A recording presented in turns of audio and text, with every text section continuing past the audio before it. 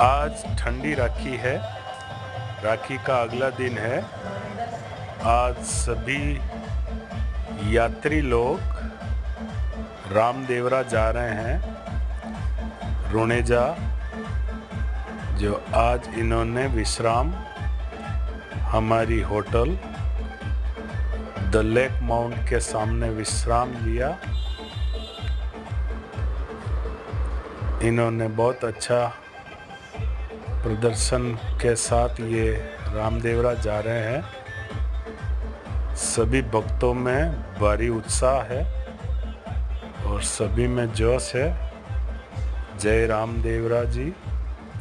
सभी भक्तों की मनोकामना पूर्ण हो। हमारा सौभाग्य है जो इन्होंने आज हमारे सामने विश्राम किया। जय रामापीर।